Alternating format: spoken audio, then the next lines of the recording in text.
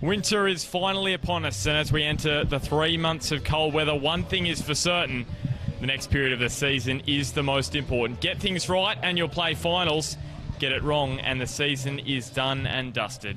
So on this first Sunday in winter, we've got a cracking clash to warm you up as the two Coalfields rivals go head-to-head. There'll be no need for this fight to be stoked, especially for the Bears. They've lost their last 6 matches in this fixture across all competitions, and they'll want to put a stop to that this afternoon. Well, the Magpies started the 2018 campaign on fire, winning 1 of their first 6. They've hit a road bump and they've won just once in their last 4. While for Weston, it's been an even bleaker run. They've claimed victory just once in their last 6 matches. So the weather cools down, the temperature heats up on the pitch, and either Maitland or Weston will want to slip up this afternoon. It's time to check the team news for both sides. For Maitland, the visitors, Michael Bolch, he makes just the one change from the side who drew 0-0 at Broadmeadow last Sunday. Andrew Swan is out suspended with a yellow card accumulation, and coming in for him is James Thompson. For the home side, Weston, Steve Piggott, he makes 2 changes from the side who went down here at Rockwell Automation Park. 2-1 to Hamilton. Carmen Bowl, he's totally out of the side, and Max Foster drops back to the bench, while Q Yallians, big news there, he's into the side for the first time this season in the NPL, and youngster Angus Lathan comes in at right back. The weather at Rockwell Automation Park, it's currently 19 degrees, a 16 km/h southerly breeze blowing, and that'll be behind Weston in the first half, who will run from right to left of screen.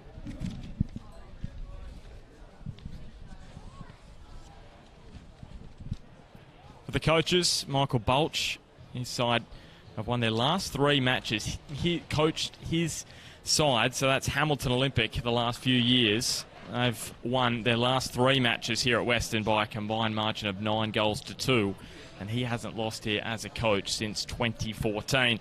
And for Steve Piggott, he returns to the sidelines for the first time in more than a month after he was banned for 3 matches for referee abuse following their round 7 loss to Adamstown.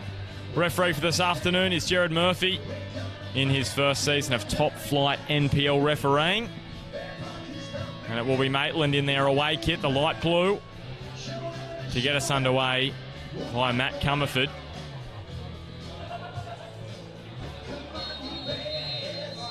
He scored 2 in his last 3 v the Magpies. Matt Comerford, he gets us underway. Joining me in commentary this afternoon is NPL Northern New South Wales correspondent Declan Payne. And Declan, can the Bears bring an end this afternoon to their Coalfields Derby curse? Hey Ben, hey everyone. It's going to be an interesting match, I think. I mean, only 1 win in the past 3 for both these sides. Maitland undoubtedly better on the ladder. And they've got a number of quality, experienced players out here today. I think this will be an interesting matchup out on the left-hand side there with young Angus Lathan up against what looks to be either Matt Comerford or Chris Faze if he pushes on. But yeah, I think it's definitely going to be a tough one for Weston. But that's not to say they can't get a result, Ben. Yeah, they haven't had a great run of late, the Bears. It's been a slow middle part of the season. Same thing for Maitland as well. They haven't won in their last 4. They've won just once in their last 4 matches. It's Nathan Morris. Chips one up the ground looking for Q Yallians. Gets an early touch in his first match in the NPL. Former Dutch international.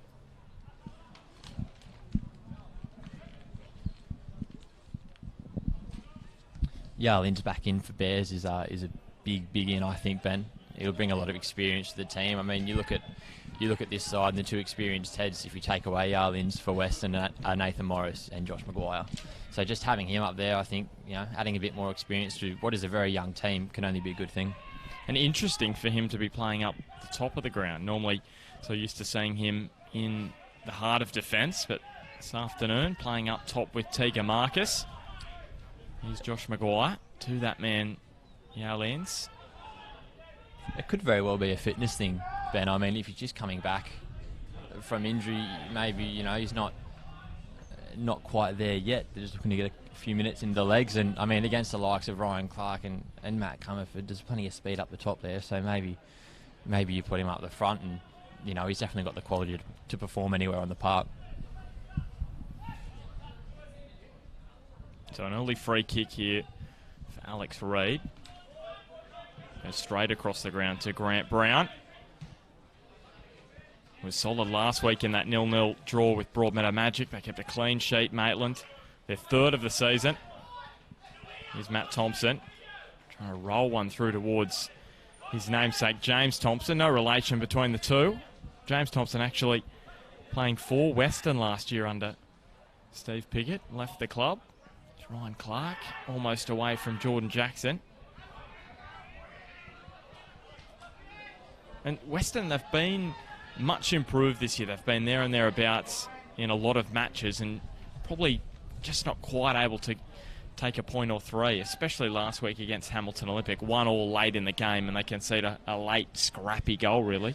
Yeah, I think that's probably been the story of Western's season so far. They've come close on a number of occasions and haven't been able to, to see out matches from, level or winning, and it must be frustrating as a coach on the sidelines, but I think they're there. I think they're close. I think they like you said, they are very close to putting it all together.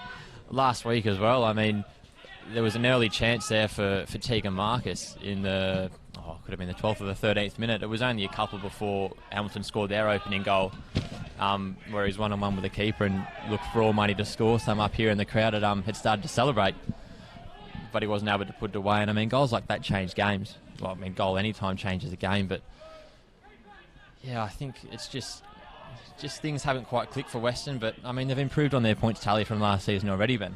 I think they had 7 points last season from the season. So far, they've got 9. Yeah, and very strong at home. Very hard to beat. We're talking pre-match. They've played 5 matches here at Rockwell Automation Park in the NPL this season, and they've won 3 of those 5. No draws for Weston this year, which is interesting. Here's Tegan Marcus. Goes to ground. No whistle from Jared Murphy. Play will go on for the Bears, though. May fall for Yallins, who they've got a little clip in the box. Chris Hurley almost swivelling and latching onto the pass. But a good early start here for Weston. Haven't beaten Maitland since 2015.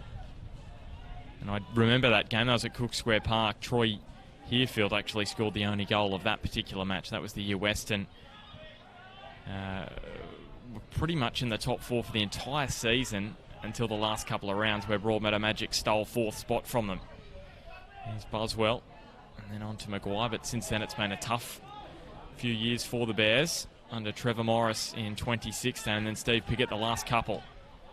Matt Comerford, and that was audacious. I'm not quite sure whether it's attempting to go for goal because that was into the teeth of this breeze. It is fairly strong and it's fairly cool as well, Declan. Yeah, you always feel the cool breeze when you're up here in the grandstand. I mean, you can be down at pitch level and, in the sun it's quite nice, but as soon as you get up here you need your coat on. Yeah, it'll be interesting. It would be interesting, I guess, down on pitch side to see what conditions are like, but I think the breeze would be the same. It's across coming across the screen right to left there, that breeze, so yeah, it's with Weston for this first half at least. And it's a constant debate we have whether it's better to run into the wind or run with it. Obviously, you can hit the pass a little harder when you're running into the wind, run onto it, whereas running with it, sometimes a little bit harder to gauge those passes. But Weston are keeping it along the deck, and that's the important thing when you have got that breeze behind you. Here's Josh Maguire. You're looking to steer things in the midfield today. I think that's maybe what Weston have lacked the past couple of weeks. They've just tried, I think, too many of those Hail Mary 30-yard passes, and they haven't come off because, I mean, they're very difficult to execute. But you get the ball down on the ground, you keep the ball, I mean, you knock it around, you start to build a bit of that confidence, and I think that's what Weston need. If they can get a bit of confidence, into this young side, they'll build on that, and that'll grow. And they had that earlier in the season. They had that win in the Heritage Cup to start the season, and then 2 wins from their first 4 matches. Not a start which set the world on fire, but a great start compared to in comparison to how they've played the last few seasons. And then since then they've won just 1 in their last 6 as Ryan Clark. I think that win that win, Ben, I think it was in round 4 over Magic, the 2-1, where they held on for the last half hour, and Magic was just an onslaught, really. Magic were coming at them, and they held on. I think a lot of people thought that may have been a turning point, for Weston under Steve Pickett, version 2. But they weren't able to kick on from that. But I mean, it's not to say that things haven't been encouraging. They've, like we've said, they've looked good in games and just haven't been able to see them out. I think that was a fascinating match as well, as we see this ball get knocked across and is headed over the byline by the youngster Angus Lathan. Starting it right back this afternoon. Be interesting to see how he performs. That match against Magic, I think a lot of people... Well, just hang on a sec. Jared Murphy's going to have a chat to James Thompson, who's becoming a bit of a nuisance for his former team. Not his former teammate, Nathan Morris. Nathan was at Lambton Jaffers last year, winning the championship with them. After a season away, here's Matt Comerford. Down towards the corner. And that is the one corner of the ground, Declan, that we can't actually see from up here, and has been fouled, Comerford, so it's a decent position. It will be similar to a corner kick against the touchline on this western side of Rockwell Automation Park. So he's got Thompson and Clark there in the middle. Carl Thornton's not bad from this position as well. And Clark can't get his header on target. Just back to that round 4 match against Magic, I think out of that match, a lot of people overrated Weston and underrated Broadmeadow Magic. Because from that period, Magic have been on fire and Weston have really struggled. I don't think that, correct me if I'm wrong, Ben, I don't think Magic have lost since then.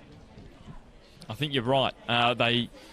Just trying to think back, and I can't think of a loss since that particular match against Weston. In their last 8, they've won 7 and drawn 1, and the draw come last week. But yeah, Magic have definitely shown they've got what it takes to mix it at the top again this season with Edgeworth. I mean, a win today, I think, would take the top on goal difference, Ben. You're exactly right. Magic up against Leighton Pro will bring you scores from that match. Damien Smith and Chris Turner there. Adamstown up against the Jets youth as well, and that Charlestown-Hamilton match has been called off this afternoon. Lyle Carr gets pretty damp pretty quickly if there's a little bit of rain. Yeah, there's plenty to watch around the grounds of Savo, Ben. I mean, even with that Charlestown-Hamilton match called off because of the weather, I mean, when you've got a Coalfields derby, the El Clasico. Here's Morris whipping one in. Mayfor Chris Hurley can hit them from here.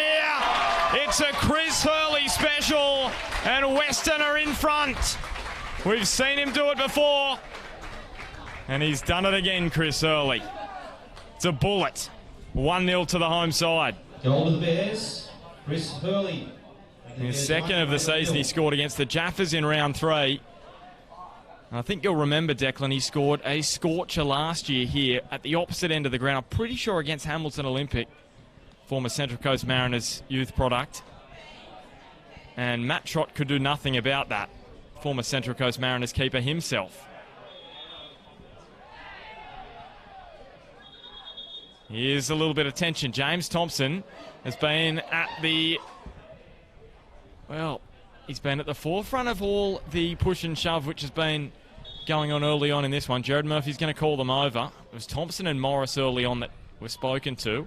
And now it's Thompson and Buswell. Former teammates, Declan. I'm thinking there may be a little bit of tension in the air between those two. Yeah, I'm not quite sure how things all ended up with them last season. I know James Thompson left before the end of the season. But yeah, there's plenty of feeling in it early, and I mean, from our point of view, it's certainly good to watch. There's plenty more minutes to come in this one. Matt Thompson just maybe getting something out of his eye. He's down on his haunches. Alex Reid in there making a nuisance of himself. Here is Thompson trying to put it towards Carl Thornton. Former Western defender himself, skipper. This one of Maitland this afternoon, Carl Thornton. Remember a bomb of a header he scored against Edgeworth back in 2015 for the Bears in a 1-0 win that year. So he'll be a man that Maitland are looking to on the set pieces. Q Yallens, he had Grant Brown all over him there and wins the free kick deservedly after all of that. Yeah, it's smart play there from Yarlins. He's definitely showing his experience. And this is one thing Weston would have wanted. Get ahead early with young players. You can see an early goal and all of a sudden the heads go down. If you score early, well, it can have the opposite effect in a very significant way. They're all going to grow a couple of feet taller, you sense here, especially against Maitland. 8 points ahead of them on the ladder. That one bounces up to Matt Trott.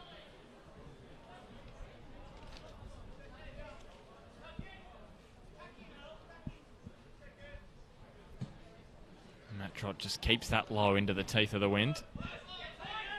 Comerford. Now Louis Townsend playing in his first Coalfields derby this afternoon. Jordan Jackson uses his body well. Frustrating for Grant Brown, who gave him a bit of a shove.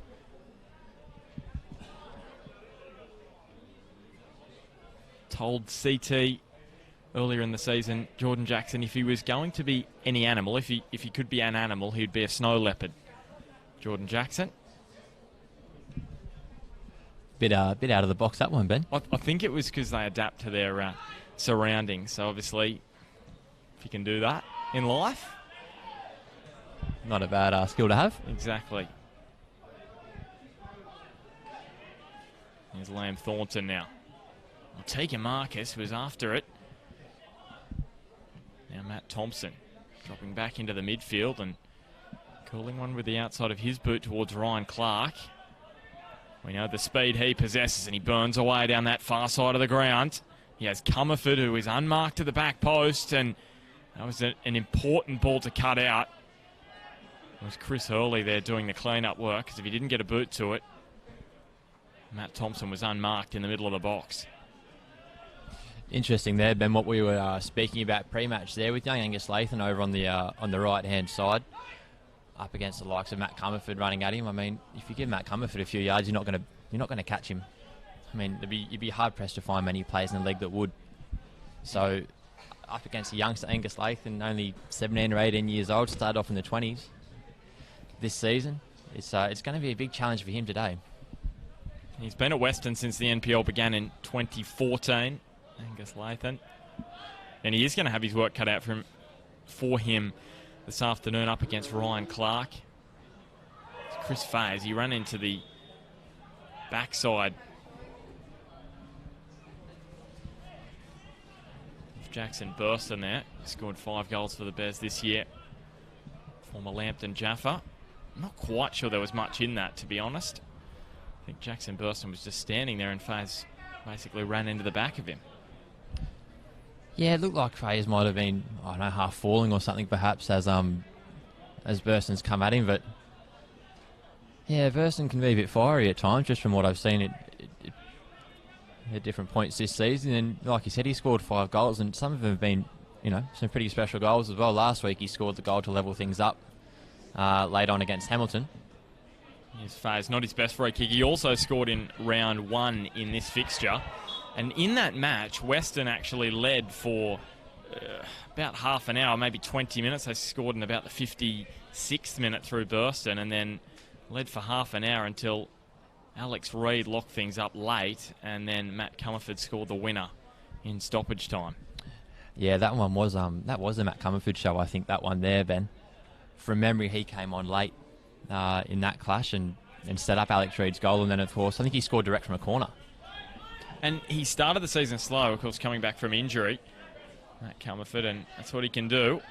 Scored a special against Lambton a couple of weeks ago. He was kept quiet by Magic last week. Here's Grant Brown and Louis Townsend. Just doing a bit of work here at the back, and Matt Trott was under a little bit of pressure from Q Yallins. Alex Reid out of Thornton. Now Comerford, I thought he was going to be hard-pressed to keep that one in. He did it easy in the end. Pass to James Thompson, just going all right. Tegan Marcus. Ooh, cuts down Townsend. And from seeing him in the NPL, Louis Townsend, he's never one to complain. He gets straight back up. Jordan Jackson rolls that one up the line.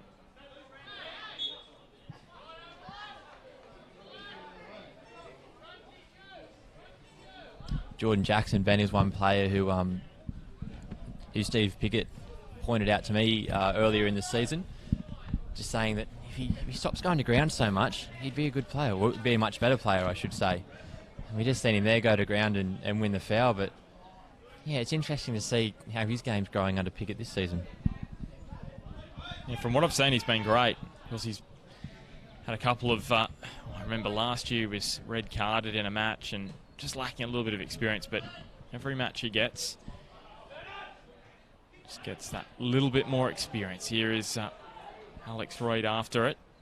Marcus back to Burston, who's overhit that ball. Even with the wind, I think it was going to be a little too far for Marcus to run down. Matt Thompson now looks up and sees Ryan Clark, who is onside. Ryan Clark, he loves playing against Weston. And for his second match in a row here at Rockwell Automation Park, Ryan Clark scores for Maitland. And it's the equaliser which Maitland wanted, and it really came out of nothing. I think a couple of Western arms are going up for offside there, Ben, but I think it was Nathan Morris that was just half a step out of line, keeping him on his side. But yeah, good for Maitland. Back in this one. Scores at the other grounds, it's 0-0 between Adamstown and the Jets, and Lakes and Broadmeadow Magic, but 2 goals already here at Weston. If you want to check that out, you'll have to go onto YouTube and just scroll back on the player. If you want to check if he was offside, we'll have a look at it at half time. So it could be an interesting one to check out. Here's Callum Bauer to Jackson, but really Weston, they've been so good up until that point, and then a little lapse, and you can't give Ryan Clark that kind of space. They're playing a high line there. They had so much space in behind, and Weston are the only side in the competition to not have kept a clean sheet. And that will continue after their 11th match of the season this afternoon. They're also just one of 2 sides to have scored in every match, which have also done this afternoon. Maguire tries his luck from distance and sprays it well wide.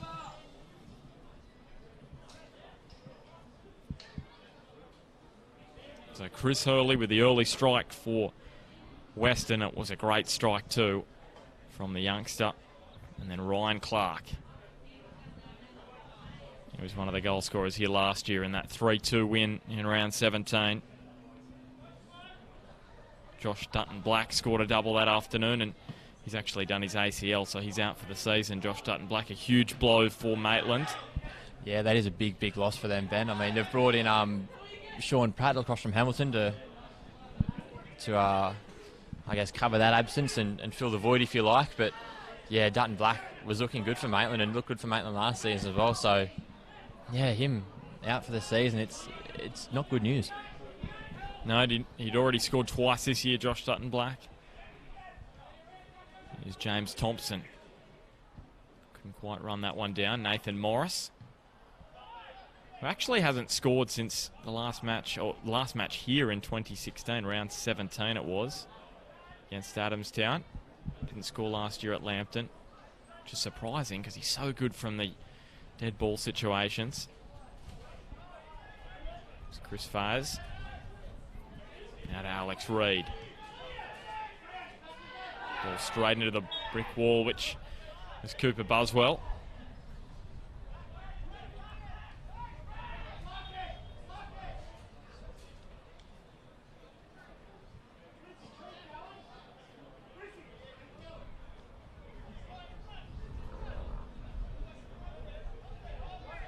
It'll be interesting this afternoon, Ben, to see what kind of an impact Steve Pickett returning to the bench has on this Western side. I mean, a lot of these boys have come across from the Central Coast youth setup, where I think he was involved with the academy at some stage there, in between stints with Weston, Maitland and back at Weston. But Q Yar Lin's deputised for him the past 3 games, and yeah, it'll be interesting to see what Q's taken from his time on the sideline and how it translates into his game today. And I think that's a good point you make, because obviously when your manager's not on the bench, sometimes you can just maybe lapse a little. And they're not barking out in orders to you, because you're not actually allowed in the ground. He would have had to watch on Bar TV, I would say, Steve Piggott. You're not allowed in the ground when you're suspended. So in the match day program last week, Ben, I think Steve had a special thanks to Bar TV in there for helping him get through his suspension. Well, exactly. That's the thing. And in years gone by, you'd have to hope NBN News covered the match and try and get the tapes off them. So Kane Runge has had a tough year in goals for Weston. As I said, no clean sheets for him this year. He was part of the Jets youth squad and played a few matches for them in the Youth League campaign when Jack Duncan wasn't coming back from injury. Played majority of the matches. Kane Runge. Here's Nathan Morris getting a toe in. That was an important toe in. Takes on the strike, and Matt Trott. He did get an arm to it. It was probably going wide, but he had to make a play at it. Matt Trott, he was a little too close for comfort.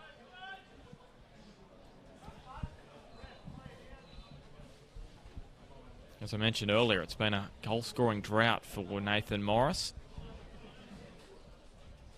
Almost, well, it's getting up to 2 years now. It was August 2016, the last time he scored. Like you alluded to earlier, Ben, he's regarded as a bit of a set-piece specialist here at Weston, and you'll usually see him step up to just about every set piece. And it's because, you know, he's got the reputation. He can score him. He can score him from 30 yards out. He can score him from 20 yards out, and, you know, whips in a mean corner. Jackson Burston scored from one of those corners last weekend, and when Morris used to play in the midfield when he was, I guess, a bit more sprightly, not that he's not so sprightly these days, but, you know, used to spend a bit of time in the midfield. Here's Clark bumped down, and it will be a penalty. So Ryan Clark, he's been involved in two big moments in this first half. Scored Maitland's first goal of the afternoon, and now he's won them a penalty. And it was only just inside the box. Jordan Jackson not impressed. Callum Bauer likewise. To be honest, I have to get a closer look, but it did look fairly soft to me. But all it takes is a little clip. And Michael Bolch just walked out of his technical area then and clapped his hands and said, "Well done, Louis." Happy with Louis Townsend's work in the build-up there. So Matt Thompson, he's great from this position. 2 penalties already this year that he's put away. He scored 3 goals. And this to put Maitland back ahead in the Coalfields derby. And he rarely misses, does he? Picks out the bottom corner again, Matt Thompson. And after going behind early, Maitland are now in front by 2 goals to 1. And that'll really sting Weston. Goal to Maitland, reading the score, Weston 1, Maitland 2. Just the 1 goal this year for Matt Thompson that hasn't come from a penalty. That was a couple of weeks ago against Lambton, a neat header. He's back, putting it away with monotonous regularity. He does that, Matt Thompson. There's Maguire getting a shove in the back from Chris Faz. Jared Murphy will bring it back. Score update from the other ground, still 0-0, half an hour played at Adamstown. Adamstown of the Jets and Magic and Lake Macquarie at 0-0 as well. So there's something building here for Weston. Here is Burston. Maguire neatly chested it away to Tegan Marcus. Now Chris Hurley tries his luck again. And Alex Reid just thumps it clear.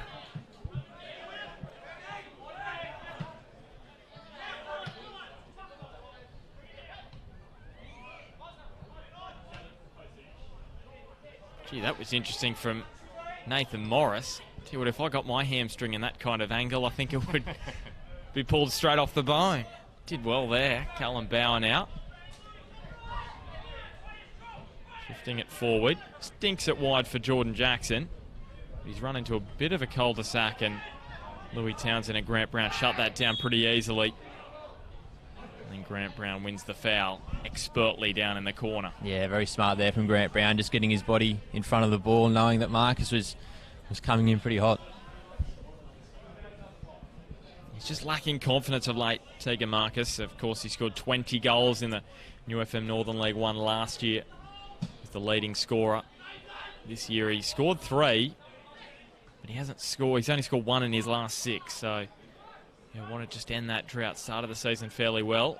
It's hit a bit of a rough patch. Here's Maguire. Now to Yallins, who just angled the pass to Tegan Marcus. Falls for Chris Hurley. That is a bullet. That's a stunner from Chris Hurley. If you thought the first one was good, that's gone to another level. And Weston equalise it at 2-2. Chris Hurley is putting on an absolute clinic for us here today. That is a sensational finish, Ben. That's awesome. Well, that's one of the best goals I've seen in a while in the NPL Northern New South Wales.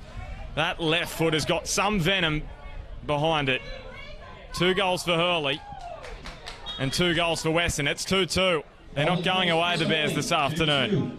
Old El Clasico is living up to the billing, Ben. What a match we've got in our hands. Oh, isn't it a ripper? The El Clasico out here at Weston. The sun's shining. It's raining in town. Well, the sun's shining down on this one this afternoon. It's been a cracking contest. Ryan Clark's been the star for Maitland, and Chris Hurley has been just that for Weston.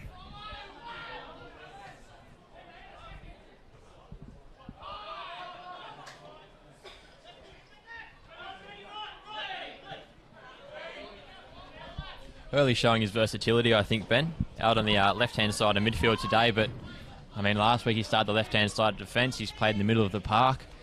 He's a real asset to have in a team, you know, a bloke like that that can play all over the park and, you know, and play well.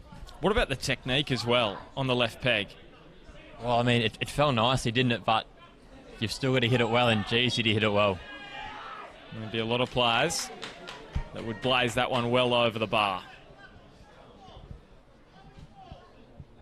So the confidence just restored for Weston. And really a couple of half chances that Chris Hurley's put away. Haven't really created anything of note, the Bears, but those opportunistic chances being taken by Hurley, and he would just be running on air, running on a cloud, I should say, at the moment. Certainly nothing clear-cut, like you said, so far for Western Ben, but here is Morris whipping it in, and Matt Trott, an important save just to knock that one over the byline. Nathan Morris putting it right on the spot. As you said before, Declan, the El Clasico, it is delivering in spades this afternoon, and we're not even at half time yet. Yeah, it's end to end. It's looking good. I mean, not too many clear-cut chances created beyond, I guess, Maitland's 2 goals, but that's not to say it hasn't been a good game. There's plenty of feeling in it.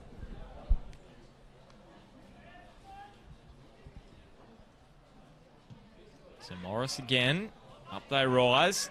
Jordan Jackson was charging after it. Matt Comerford is on his bike. He's got Ryan Clark with him. And in the end, he ran into the speed of Angus Lathan. He's done well there at right back. Yeah, Chris Hurley got back there superbly, Ben, and actually got a toe in. Jordan Jackson to ground here. James Thompson is going to go into the book for the first yellow of the afternoon. He's been involved quite a lot this afternoon. A couple of howls of protest there, Ben. I think if you in Maitland colours think Jordan Jackson might have gone down a little bit easy there. So it just gets a bit more interesting with James Thompson on the yellow card and him being at the centre of the couple of scuffles that have broken out. So he'll have to watch himself.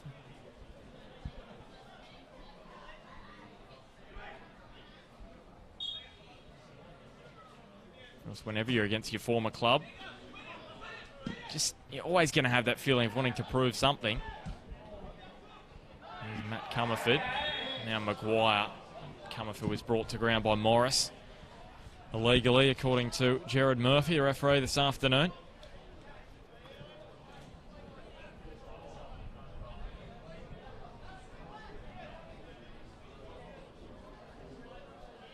We tick towards the back end of this first half. Chris Hurley with a double for Weston, both goals scintillating. And then for Maitland, Ryan Clark with the first, and the second a penalty which he won. It was converted by Matt Thompson.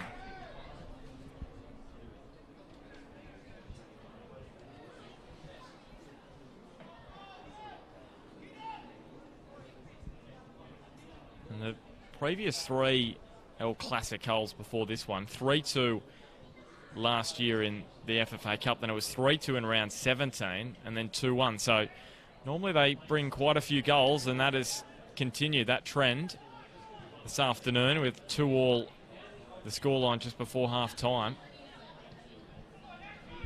Matt Thompson out of Carl Thornton. That Maitland defence, which was so rock solid last week. Conceded twice, but well, they've been to 2 wonderful strikes as well.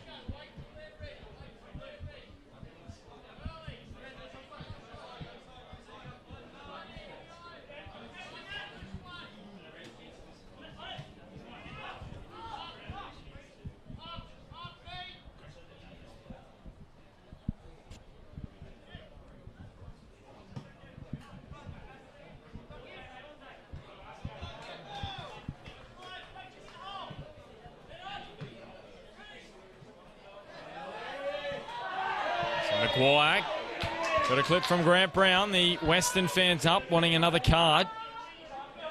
The veteran just giving a little bump to Grant. Former A-League man himself, Josh Maguire.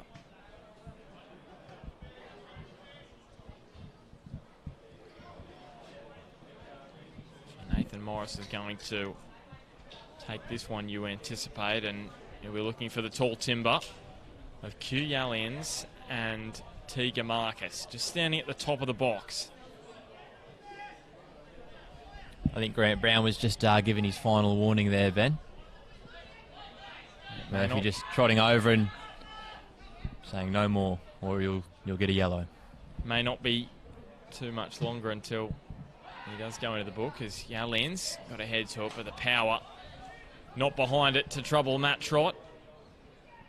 Thompson just prods it wide towards Ryan Clark, but Cooper Buswell there to cut it out. And Buswell, the pass was left short on him by Burston, and he did really well, Cooper Buswell, to win it back. And then he got away from Chris Faze with ease, dinked it over to Yalians. Matt Trott slips over, but he was offside. Q. It was a near thing for Maitland. Really good work from Buswell there in the middle of the park, just to win it back and beat his man, and that ball over was really nice indeed. It's just a shame for Weston that Yarlin's straight offside.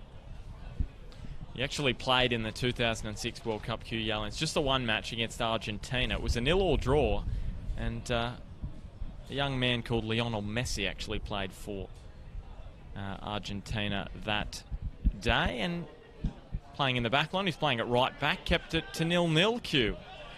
He did well there. Not a bad feather to have in your cap to say you kept Leo Messi scoreless. Exactly, so he's played against Messi in the World Cup, and that was at the back, and now he's playing at striker at Rockwell Automation Park. I tell you what, if you told him that 12 years ago in Germany at the World Cup, I think he probably would have said, I'm not going to believe you at all. Teague Marcus. I'm very doubtful 12 years ago, Ben, that Q knew where Weston was. I think you're probably right. Here's Josh Maguire holding the ball up. Callum Bauer. Now Morris through the lines. And Maguire just let it run on to Marcus, who wasn't on the same page.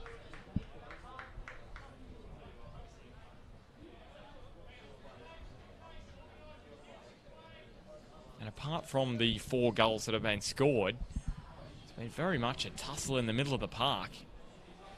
It's been interesting because there's been a lack of chances apart from the opportunities that have been put in, really and truly. And I mean, you look at it, Ben, I think the only 2 real chances we've had have been Ryan Clark's one-on-one and Matt Thompson's penalty. I mean, both Weston's goals have, been awesome strikes from Chris Hurley outside the box, and apart from a couple of corners at either end, there hasn't really been anything in the 18-yard boxes. It was just a bobbling ball on a couple of occasions, which fell to Hurley. in the end, it was just Maitland's inability to clear their lines. But when you got a young man who can strike the ball like Chris Hurley, you just got to say, well, too good sometimes. Can't do much about it. Q Yallians, it's come off his backside. So it's the NPL Northern New South Wales. It's round 12 here at Rockwell Automation Park, the home of the Weston Bears. Weston currently sitting 9th on the ladder. Maitland in 5th. Weston in the black and white here today and putting on a strong home performance, as they usually do.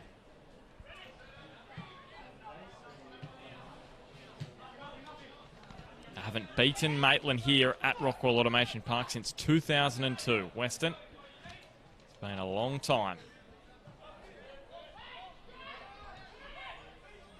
Alex Reid out of Faz and Liam Thornton. No stranger to scoring goals himself, Thornton. Couple this year. Clark tried to thread it through for Townsend, who got bumped. It's been waved away. Townsend still down. Heard the crack from up here. Maybe he was unfortunate not to get the whistle. Here's Hurley. Matt Thompson still taking issue there in the middle of the park. Certainly not happy with that decision. So still Teague and Marcus. Well, it would have been interesting if Weston scored there. And to be honest, I thought the first penalty, well, the only penalty of the match so far, was a bit soft. So maybe it's just evened itself out a little there. If Louis Townsend did cop a decent clip. This one to Jackson. It sits for Comerford. Here's a good opportunity for Maitland. He sizes up the opportunity. It ricochets back off Jackson a couple of times. Comerford, well, he probably could have looked for Townsend there. In the end, he goes himself, takes on the strike, and it'll break down for Well, it won't break down. They'll win the free kick. Now Q Yallians has his chance to have a bit of a whinge to Jared Murphy.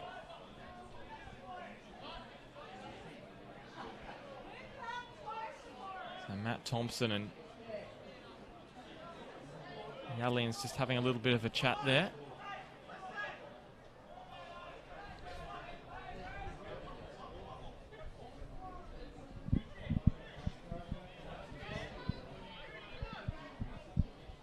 So for the right-footed Thompson, it is a difficult angle. Can't quite open up on that right boot as he could on the other side. So Chris Fayes, no one on him near the penalty spot, and Thompson just goes full power. No precision, and he just smacks it over the bar. And Chris Hurley actually has a little bit of a chuckle to him on the way through. Not quite as accurate as me, I think he might have said on the way through. Yeah, he looked as if he was going to try to play the ball, get it in the mixer there, Ben. But I mean, someone like Matt Thompson, he's definitely scored his share of free kicks here for well, not here, but for Maitland in the NPL. He would have fancied ones as well. I think he would have fancied his chances from there, and obviously did. I remember a late one he scored against Charlestown last year. It was 1-1, and he scored in about the 90th minute. Here's Buswell. Teague Marcus. Clattered into from behind by Liam Thornton. Well, here's the man of the moment, Chris Hurley. Trying to send Grant Brown this way and that. Make sure, well, Matt Thompson, there was a handball for sure there. Well, there was the hand of God if you've ever seen it. Just bringing it nicely under control, Matt Thompson with the left arm. And, well, hang on a second. This is really odd. This is Alex Reid down in the penalty box. This is totally off the ball. And he's next to Matt Trott. So is Q Yallians. Well, he was the closest man to him in a Western shirt. So unless Matt Trott's taken out his own player, it would only be Q Yallians from Western that would have clipped him. And he has been red carded 3 times in his A-League career, Q Yallians. He has had some moments which he'd regret, so I hope this isn't one of them.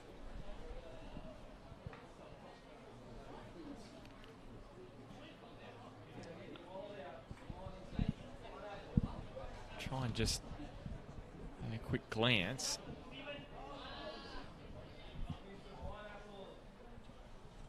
So we'll have a quick glance here at what happened. Oh, it was definitely in back play. And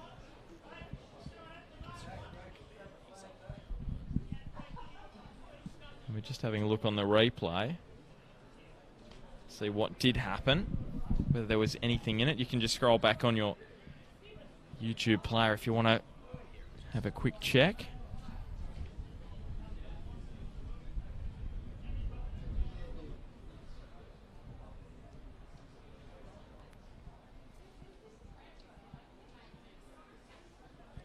It was definitely Q Yellins who bumped into Alex Reid, and you can just see it at the corner of the screen. So maybe he's lucky to get away with that, Q.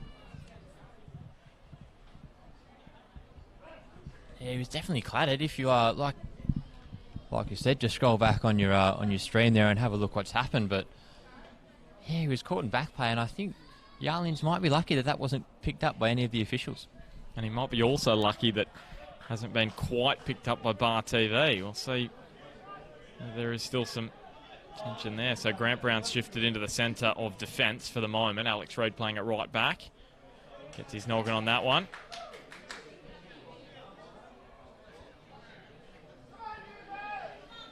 So less than 5 to go now before the break here at Rockwell Automation Park.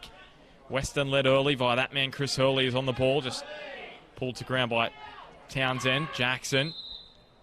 Well, surely there was an opportunity to play advantage, I thought, there for Jackson Burston. Who Weston not blowing up as I thought they would, because that fell nicely for Burston. I know he blazed it over in the end, but anyway, obviously they prefer the right foot of Nathan Morris just before half-time here. So just the scoring this afternoon. Chris Hurley opened the scoring for Weston. And then Ryan Clark equalised for Maitland. A penalty converted by Matt Thompson, which Clark won. And then Chris Hurley with the 4th of the afternoon to make it 2-2. So Nathan Morris curling one in. Yallian's got up. I think Yallian's got his head there first. Matt Trott with the punch, and it's gone over for a Western corner. And Nathan Morris has got the trot from one side of the ground over to the other side to take the corner.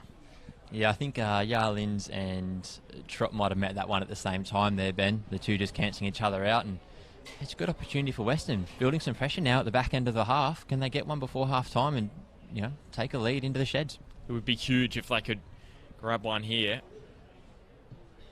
Morris couldn't quite get the height on it, but it may fall. Calls for handball. It's scrambled in. Josh Maguire has put Weston back in front. It did take a little deflection on the way through. He won't care at all. Neither will the Bears fans. And for the second time this afternoon, the home side are back in front. It's been a topsy-turvy first half, seesawing, whichever way you want to put it. But it's Weston, again with an opportunistic goal. They go ahead 3-2. And on the balance of play, maybe you could just say they deserve to be in front, but it's been tight.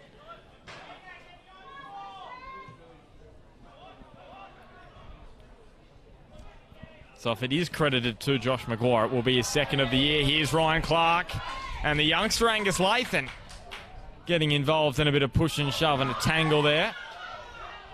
The free kick goes the way of Ryan Clark, but he's holding his own, the youngster. Maybe just frustrating Ryan Clark a touch. I think young Lathan might have been a bit frustrated by Clark there himself. I mean, he was signalling a bit of a grab of the shirt. He's turned around and shoved Clark there. I think Clark's experience maybe just shining through there and antagonising the youngster into giving away that foul.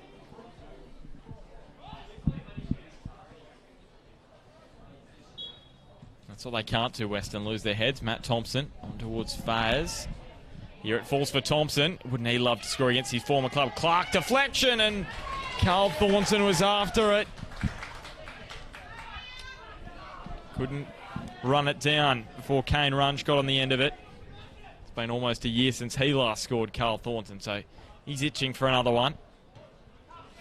There he is, nodding it forward. Cooper Buswell. Oh. It was like there was a trampoline in his right boot there.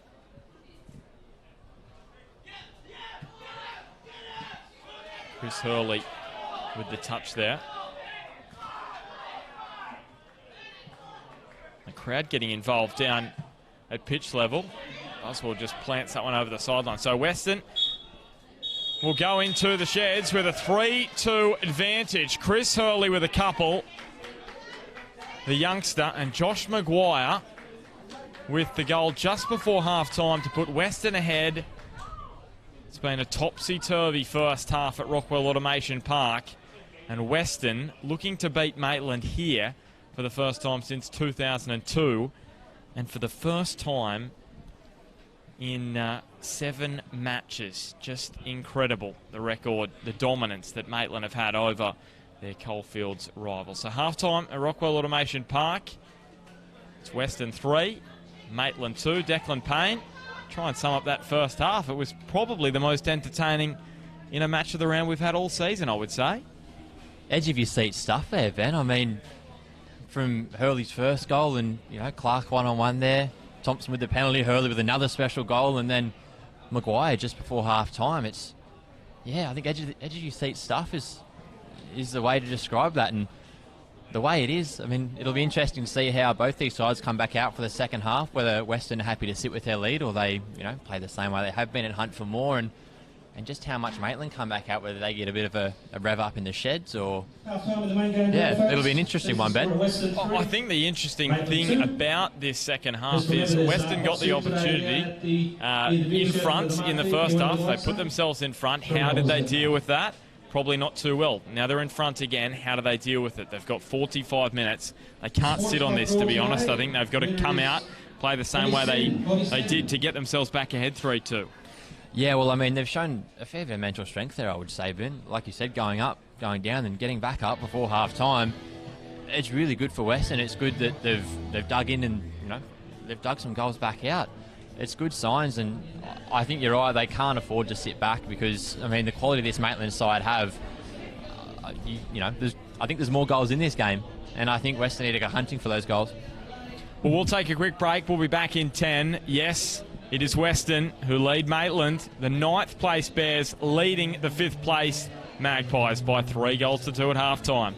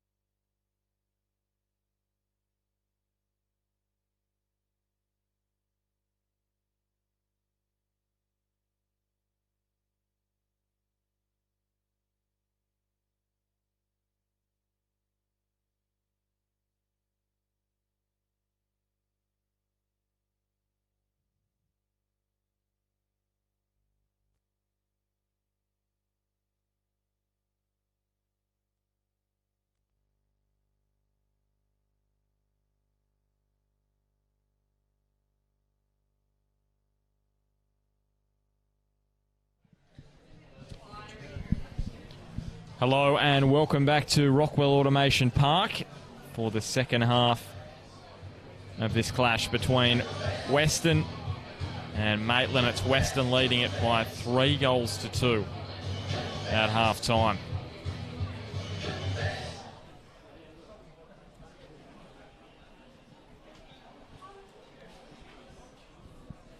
Just about to get underway in the second half.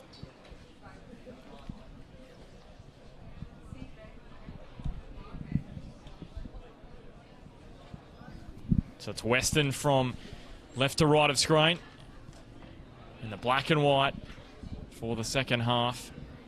And Maitland have got some work to do in the second half. So is there an upset brewing this afternoon? Jared Murphy just checks the watch. And Hugh Yellians just saw Barner just stray offside, actually. I should say Jackson Burston just in front of us, stray offside. He moved back and we got back underway after all that. And Declan, to be honest, after that first half, anything could happen in this second 45. Yeah, it's almost a mouth-watering proposition, Ben, I'd say. The next 45 minutes of football we've got ahead of us. Like we said, just at the break there, I think if Weston come back out and sit back, it could end up anything. I think there's definitely goals in this, and they could come from either team. And I think it's important that that Weston come back out, they come out firing, and they're on the hunt for more goals. And in round 4, they sat back against Magic, and it worked, and they won the match 2-1. In weeks gone by, it hasn't as much, so that's why it's important for them to continue to push forward and attack. And Q Yellins, despite being up in that front third, he hasn't really been involved too much. Held the ball up on occasions, but it's been Chris Hurley who's done the work for Weston. Here's Matt Thompson dinking it in. And now Ryan Clark, gee, hit that with some power and venom. The other side netting. Just to go back to that game again, Ben, the Weston v Magic match. Weston, when they sat back, I think they scored early in the second half and sat back on that lead for close to half hour. It could have well been over half hour. And what they did really well was sit deep and just nullify the effectiveness of Magic's quick men, the wide quick men of Vigili and Bradbury. If they are going to sit back, which I know it's only early days, but I don't think they will. I don't think they can afford to. But if they do, they've got to sit deep and they've got to try to take the speed of Comerford and Clark out of the game. Well, it's an interesting point you make about the speed of Bradbury and Vigili, because it's exactly a similar proposition they've got here with Comerford on the left and Clark on the right. Liam Thornton now trying to run this one down.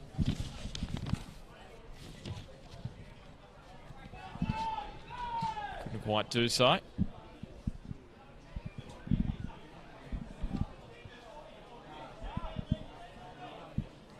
So half-time around the grounds, it's still 0-0 at Adamstown Oval between Adamstown and the Jets Youth. Now the Jets Youth, they're like a box of chocolates. You don't know what you're going to get. Very much. They've beaten Charlestown last week. They've lost to Weston, so it's been an up and down year.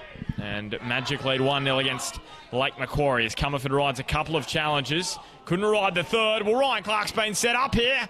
And Kane Runge, that's a critical save. The danger still present, though. Well, that was very fortuitous for Ryan Clark, and in the end, they got away with it, Weston. I think it was the miscue from Callum Bauer there that put Ryan Clark away on goal, and Kane Runge has certainly got him out of jail there. It was a Christmas present coming very early for Ryan Clark. And just like last week, he had a similar chance against Magic to win it. He put it straight into the keeper. It was a similar type of height for Kane Runge. It was sort of straight at the midriff and made a good save. Couldn't quite get it low to make it difficult or up high into the top corner. Now Matt Thompson, the bright yellow boots, probing forward to Clark. Steps inside Jackson, then steps away from Hurley. And then Kane Runge. Well, ice in his veins there, just letting it fall over the top. He had it covered, I think, in the end.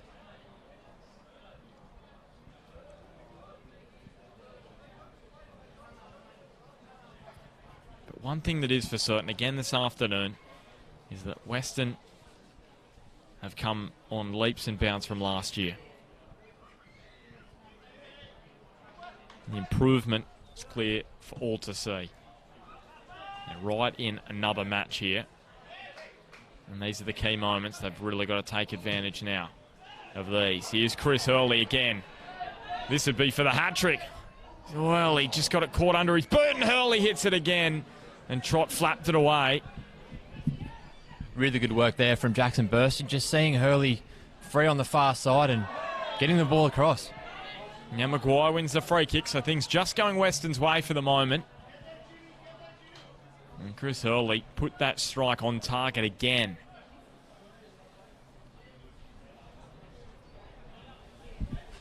Plenty of smart fouls being won out there today, Ben. A lot of seasoned heads knowing how to get their body in the way or just hold on to a shirt long enough to draw the foul. You're talking about Josh Maguire there as well, just winning that one. He's a very seasoned pro. He's been at Charlestown previously in the NPL Northern New South Wales. This one straight to Matt Trott from Nathan Morris. Just got his range a little wrong there.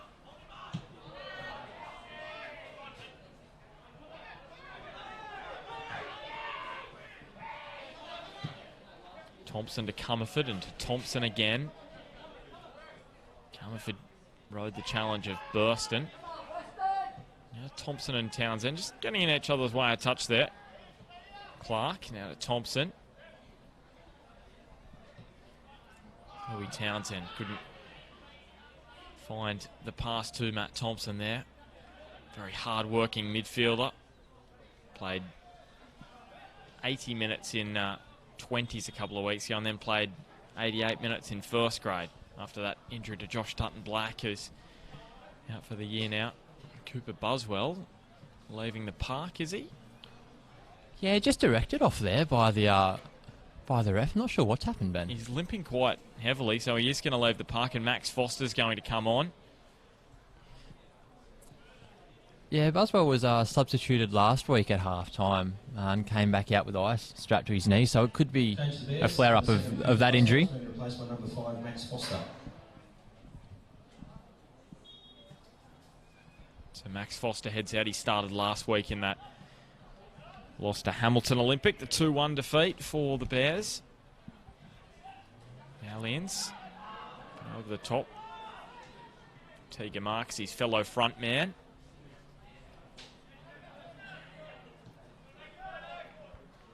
Here's Liam Thornton. Dinking it over. Well, there was a handball from Nathan Morris. That's 2 clear handballs we've seen this afternoon. Jared Murphy hasn't picked them up. So it's fair enough. It's evened itself out. Matt Thompson with one in the first half for Maitland. Here's Max Foster getting his first touch. Burston. Weston's leading scorer, but hasn't got a sight on goal so far today. 5 goals for him. And this man, Chris Hurley, after it.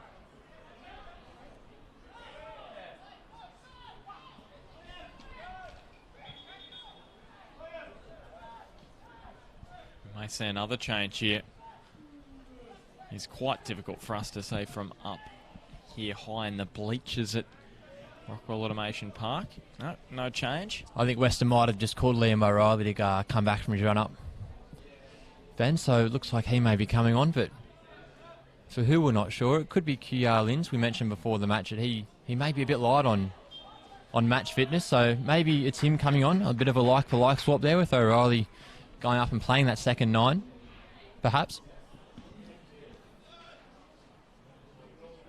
He's a strong lad as well, Liam O'Reilly.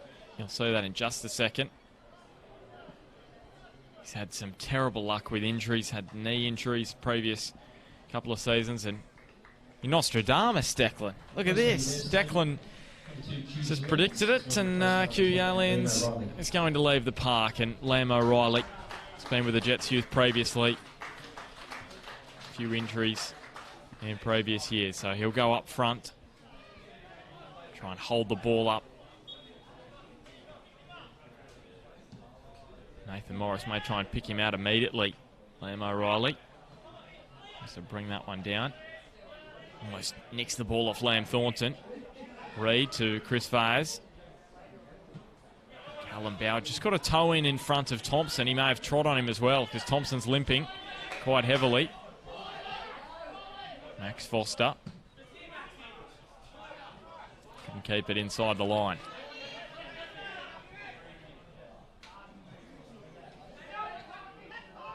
Here's Matt Thompson.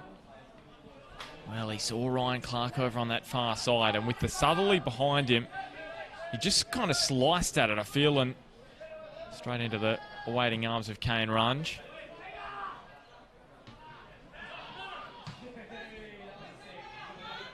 It's an important touch from Thompson to get onto James Thompson, and now Ryan Clark. And a strike across the face of goal. Was it the right option there? He was going for goal, but he did have Comerford there at the back post if he had have angled it a little more. Maitland have certainly come out of the sheds the better of the two sides here, you'd have to say, Ben. I mean, they've had most of the ball, most of the field possession. They've had a couple of chances, more siders than what we've seen in the first half, I'd say. You know, I was at this match last year here at Rockwell Automation Park, and it was 2-2 in that particular match, and Maitland scored a late winner to take all 3 points with a 3-2 win. They got the job done. They were down in that match as well. It's been a similar sort of affair, up and down, both sides on top at various stages. Question is, how much of Weston improved from that match in round 17 last year?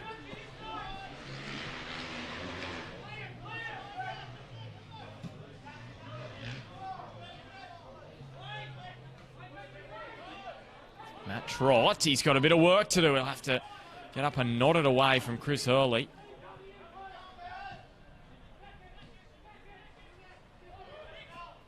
Fayes brought it under his control, and then it's just blasted over the sideline. James Thompson, he's in the wars today. He's in the referee's book for a yellow card. He's been knocked to ground again there.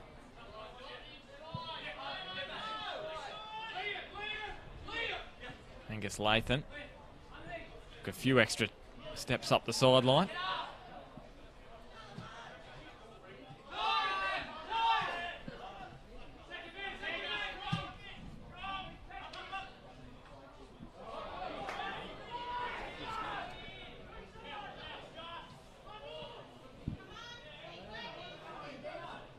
Matt Trott just gets the clearance away as Liam O'Reilly approached. One thing Maitland have turned around a little this afternoon is their attack away from home. Coming into this one, they'd only scored 4 goals in 4 matches away from Cook Square Park, and they conceded just 3, so attack has improved, but also defence not quite as tight as it's been in away matches gone by. But I think Maitland, they have got the second best attack in the comp, but I think that's a little bit deceptive, because if you take out the 9-1 victory they had over Adamstown, and they've only scored 13 in 9 matches, Declan. So that's where statistics are very, well, they are very deceptive at times. Yeah, it certainly makes a goal difference.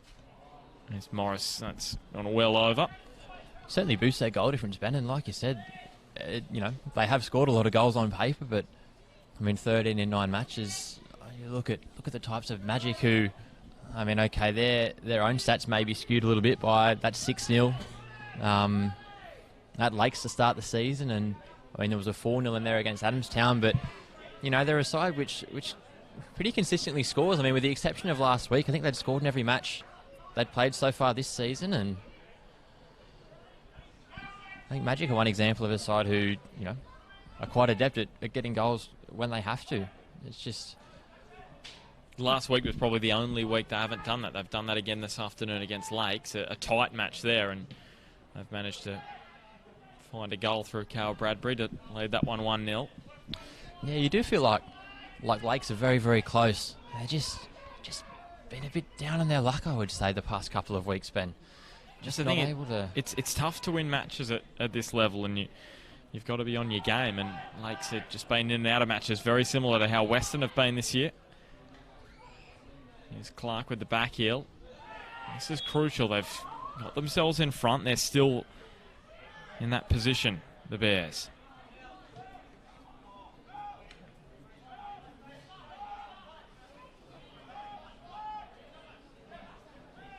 So Adamstown and the Jets still at 0-0. Magic and Lake Macquarie. Just double check that scoreline, but we'll come through in a second. So Matt Thompson standing over the dead ball again, curling it, and a header from Thornton just off the mark. He's found the back of the net from the head. This year, Liam Thornton scored a few weeks here against Lake Macquarie. A dubious goal, I will say. I don't know if it crossed the line, but goes down as a goal for him. So that one 2-0 to Broadmeadow Magic over Lake Macquarie. So I don't want to curse Magic, but I think you could probably say, based on results this year, that maybe 3 points going the way of Broadmeadow. This corner, Carl Thornton does keep it in. Alex Reid. He was offside, Carl Thornton. And Maitland are going to make their first change. So this is an attacking move. Well, it may even be a like-for-like because Matt Comerford's going to leave the park, it seems. He's got a little bit of a limp. And Sean Pratt will make his first competitive appearance for Maitland.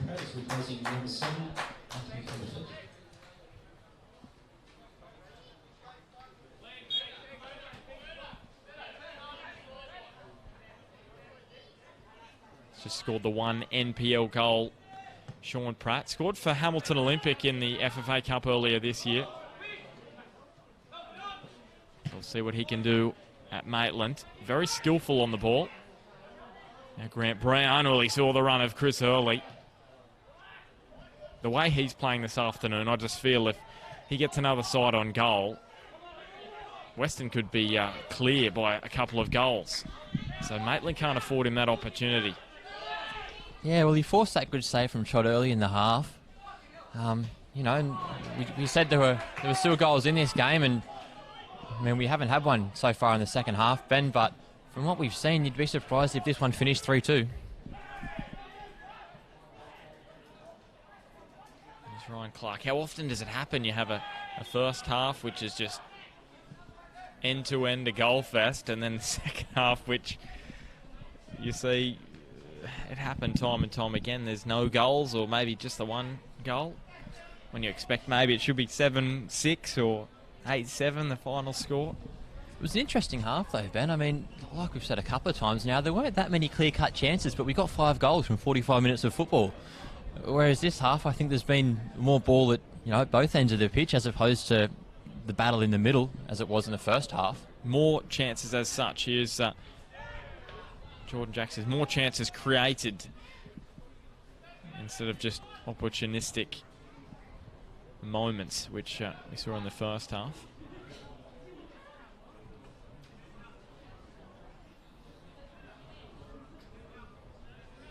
So Sean Pratt on the corner duties. Liam Thornton, he's able to get it back across, and Alex Reid into the underside of the bar. Sean Pratt will just lob it back across. Jordan Jackson is prone in the middle of the box. And they've gotten away with one there, Weston. No doubt about it. It just would not go in for Alex Reid. Jordan Jackson there went down just as the corner was coming over, so maybe something similar to Yarlin's on Alex Reid in the first half. Similar kind of area as well, Ben. Yeah, off the ball. It's always an interesting one as a defender. You know, a key corner late in the game. Do you sort of just fall down and hope the referee blows his whistle and you get the free kick and all of a sudden the danger's gone? It's a risk to take if you go down. See if he has gone down under any sort of contact, Jordan Jackson. I might have a quick scan.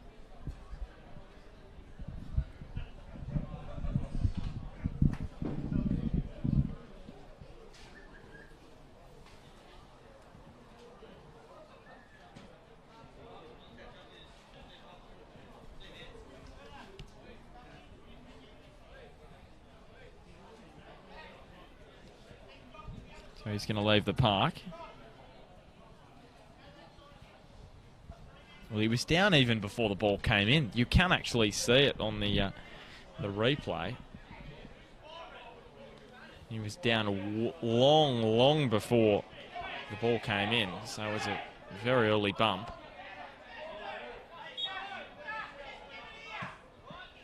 And Steve Piggott, he's asked the ball to be kicked to him, and that's exactly what Angus Lathan's done.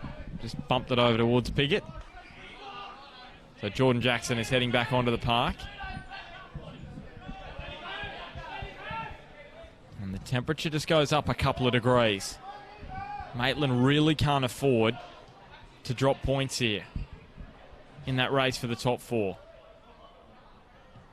I know Lambton and Edgeworth drew yesterday, but if Magic get the win this afternoon, Charlestown with a game in hand. Hamilton could be just nipping at their heels shortly if they get a good run. Just being a bit stop-start the last few minutes.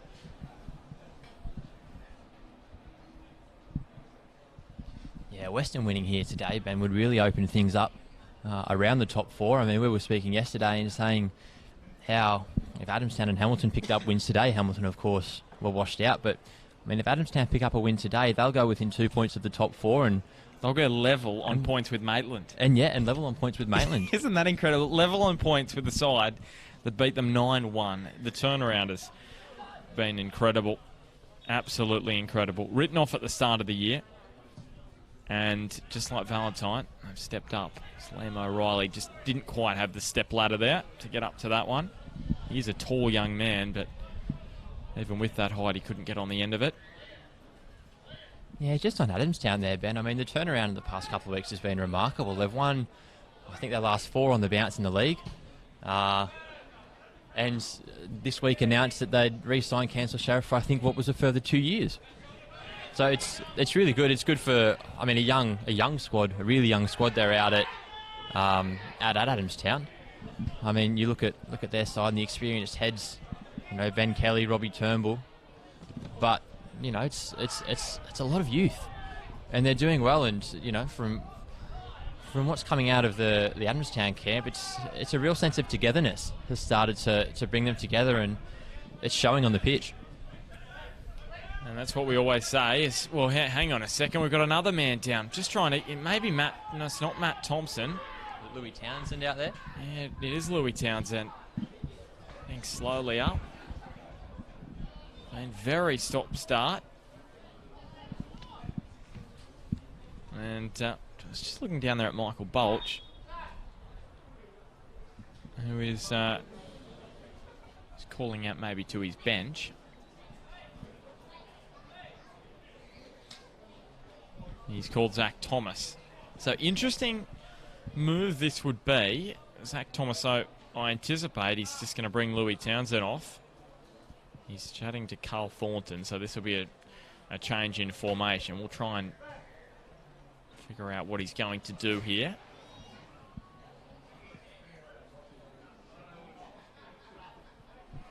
So maybe Carl Thornton, I would anticipate, will push up into the midfield. Zach Thomas will slot into the centre-back role alongside Alex Reid. Seems as though that will be the case.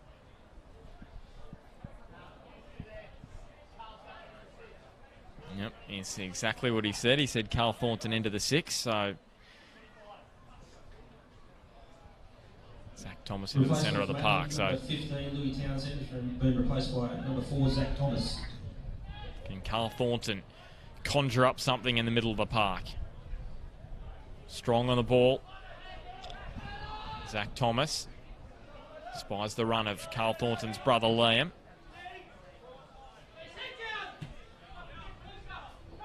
Here's Sean Pratt. Gets the touch in. Dinks it back towards Chris Fayers. And who was there? Well, I probably don't even have to ask the question. It was Chris Hurley. Burston and now Josh Maguire. A bit of a pinball down in the corner. And the temperature's gone down a couple of degrees, surely, Declan, up here in the stands. It is freezing now. Here's Sean Pratt, back to Thompson. Yeah, I was just thinking before, Ben, the breeze had kind of dropped off a bit and it had levelled out a bit, but As it flows back through, it's a chilly one. Very chilly here at Weston. There's another great touch from Sean Pratt. He's opening up some opportunities since he's come out here with his sleight of foot, Sean Pratt. There's a big tug from Angus Lathan on James Thompson's shirt, and he struck straight at Kane Runge. We were just saying before the match, Ben, there's not many local juniors on either side here, I think. And allow me to be corrected, but the two on the pitch would be Angus Lathan and Nathan Morris. Angus Lathan, of course, like you said, has been here since the NPL started back in 2014 with the Bears, and Morris, of course, was a mainstay for many, many years here at Weston before making the move to Lambton and then, of course, back to the Bears. Yeah, great to see as well. Angus Lathan, that's a great story. To have a youngster play for Weston all the way through and be out there this afternoon. A lot of these youngsters for Weston come from the Mariners Academy, from inner city clubs, the Jets as well. Likewise for Maitland. Here's Chris Fayes. He's a former Jets youth product. Fayes, he tries to thread the needle. And Callum Bauer. Oh, gee, almost onto the front windscreen of that car. Thornton, well, he left that short on Brown, and Chris Hurley surging up the middle of the park. He lays it off to Burston. It's been kept very quiet this afternoon. Lathan. Well, he saw the space out wide, and Chris Hurley runs onto it. And here is Lathan making a lung-busting run down the right edge. Down into the corner. Well, he's run himself potentially into a little bit of a pickle here, Lathan. And he has. He's played it straight to Fayes. Probably should have released the ball earlier, the youngster. There's O'Reilly. And now Max Foster skipped over the challenge of Thompson. He takes on the strike. Whoa. I was waiting for the net to bulge. Max Foster then. Nice little battle evolving down here on the near side, Ben, between James Thompson and Angus Lathan. Thompson, of course, here at Weston last year, and Lathan, I believe, in the mix of the 18s, or it could have been the 20s even, last season. So the two would know each other, and they're both giving as good as they get. He scored one goal in the 18s last year, Angus Lathan, the NPL competition. So not a massive goal scorer, but grabs the one every now and then. Here's Chris Fayes. Now he takes on a shot from distance. It was in the goal, but in one of those training goals, just behind the Androck signage. Speaking of sponsors, Intent Recruitment, sponsoring Bar TV's NPL coverage this year. Great to have them on board in 2018. Make sure you check them out. Google and Facebook and wherever. But I just love the fact that these young players aren't afraid to take on the strike. We've got Max Foster, Chris Hurley and Chris Fayes there. Obviously you don't want to do it all the time, but you've got to do it enough that you're just keeping the defence second guessing. Here's Hurley. That time he couldn't quite get his radar right. Thornton now to Thompson. Switches the play to Grant Brown. Weston all of a sudden have to track across. Clark coming in off the left boot. And in the end he ran straight into black and white shirts. Great ball from Trott into the middle, and Sean Pratt looking for just his second NPL goal. He almost had it there. That was a great ball from Trott, equally from Thompson as well. And that's all it can take. Two quick passes like that, and it could be 3-3. Well, we've seen with the first goal, Ben, Ryan Clark scored that one-on-one, created something out of nothing, and yeah, that ball there from Matt Trott was superb. And of course from Matt Thompson there, the ability just to bring it down and get the ball across, and Sean Pratt, he wasn't far away there. So Thompson got away from his man, and then Callum Bauer just loops it up and Falls to Liam Thornton. Can he get it onto his left boot? He was crunched in there by his former teammate Nathan Morris. And Kane Runge and Sean Pratt, former Mariners teammates, those two. A little bit of a chuckle, I think.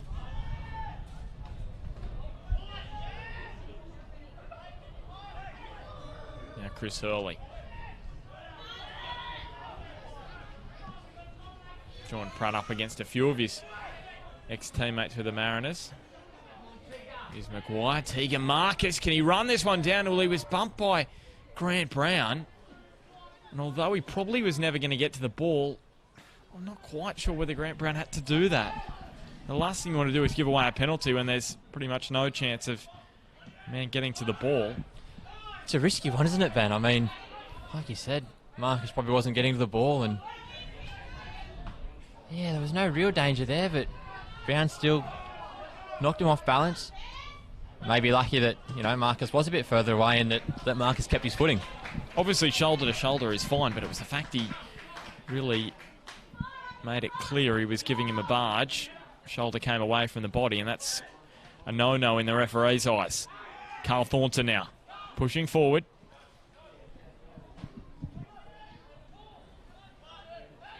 Now Matt Thompson on the left boot. I think he's caught the bug as well. Taking a shot from distance, and well, this doesn't look good. Jordan Jackson has gone to ground, and he's made the universal signal for a substitution. And while it will take a bit of time out of the game, I think he's just cramping up here. Yeah, and if Jackson has to come off, Ben, they'll have to change things around Weston. I think the only sub they have left on the bench is Regan Payne, and of course Payne's not a defender, so. Well, you'd know that well, wouldn't you, Declan? Well, I would. Yeah, he's certainly not much of a defender, Ben. But so you score plenty of goals past him in the backyard, then? I wouldn't say that, but no. But as you can see, Hurley's just dropped back into the back line there, while Jackson gets some attention on the sideline. Maybe not coming off, but yeah, if Jackson is forced to come off, I think we'd see Hurley drop back in there, and maybe Regan go out onto the left-hand side of the midfield. Which is a bit of a bugger, because it means Chris Hurley's chances of scoring a hat-trick probably reduce, but look at him pushing up now. So Jordan Jackson trying to get sort of maybe a cork. Nodded away. And Grant Brown. And still, after it was 3-2 at half-time, no goals in the second half. It was a goal fest at Weston in the opening 45. In the second half, nothing of note. Few chances, some good ones for Ryan Clark. Chris Hurley as well has had a chance to make it a hat-trick. And Sean Pratt, he's been really good since he's come onto the park. Here's Thornton. Trying to get the ball onto his left boot. Bauer away. Backheel from Burston. Well, wasn't one of his best. Weston being urged to clear their lines. Will they be made to pay? They're sitting back. Here's Liam O'Reilly. He looks at Alex Reid, tries to take him on. He just lost his footing. In the end, it will be fortuitous for Weston because it fell for Josh Maguire. There is space in the middle of the park. I'm not quite sure why he went there, Josh Maguire. Because Tegan Marks and Chris Hurley had an acreage of space over on the left.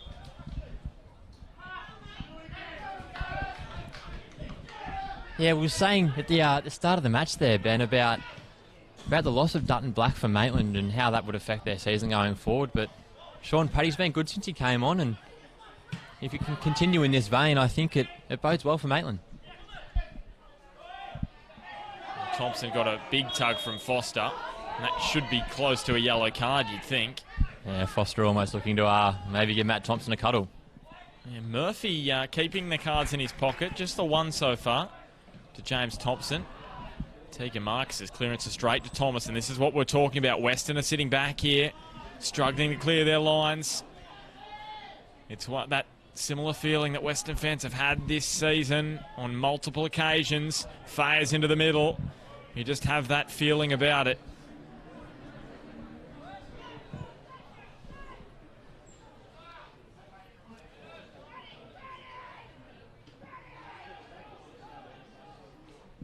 Yeah, and with Weston sitting so far back, Ben, I mean, their goal, if another goal for them is to come, it's probably going to come from the counter-attack. And, I mean, you look at the men they've got up front. Liam O'Reilly isn't the paciest of men. And Tegan Marcus seems to be dropping deeper and deeper to help out with defence. So, yeah, it'd be interesting to see how they handle these last 15 minutes or so. To be honest, the way the Hurley's playing, you'd be tempted to push him up the front, maybe bring off Tegan Marcus, push up Hurley, and stick Regan Payne over on the left. Maybe that could be an option, because when you've got a man on song, the way he is this afternoon, you want to try and take advantage of it. You probably push O'Reilly over to the right up front and make that move. We'll see what happens. Chris Fayers. Now to Ryan Clark. Well, he got clipped by Jordan Jackson, and that's what you'd call a good foul, even though he's going to go into the book for a yellow card.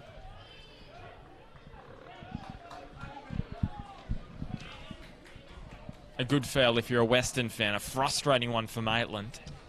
Yeah, not sure how much of that was intended from Jackson, but it worked out all right in the end, just as long as they can see off this free kick. Matt Thompson has shown already today he's pretty adept at delivering a nice set piece into the mix-up. So it's all on Weston just to make sure they defend it, because you get the feeling, Ben, that if Maitland got a goal now, they could well go on and get another. Exactly. So Jared Murphy just going to call them out.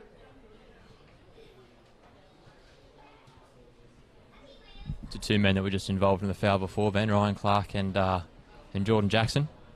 Maybe a bit of to and fro.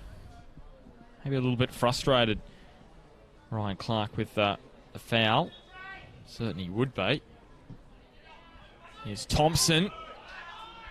And Lam O'Reilly should just clear this one. He does. Matt trots a decent way out, but the furthest man forward for Weston was Josh Maguire, who hasn't quite got the pace of his younger days. But I'd say he's got a little bit more guile. And now O'Reilly's got a bit of work to do. Zach Thomas up there quite quickly.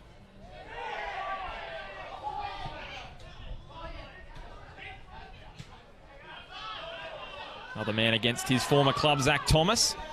Been a bit of to and fro between Maitland and Weston. Players going between clubs. Yeah, Zach Thomas is one of the most highly rated youngsters around, Northern New South Wales, I would say, Ben. Played in bits and pieces for Maitland this year, and there's no doubt there's talent there. So Lachlan Yates just going onto the park for Maitland now in the middle of the park. And Tegan Marcus is going to make way. So maybe this is the move that we're talking about. So Regan Payne is going to... We'll see where he's going to slot in here. Well, I think Steve Piggott there, Ben, just telling Liam O'Reilly to sit up the top. They're going to play one man up front. Yeah, maybe Regan just sits in close behind him and maybe looks to play off him in those counter-attacking moments. Here he is, first touch for Regan Payne and James Thompson.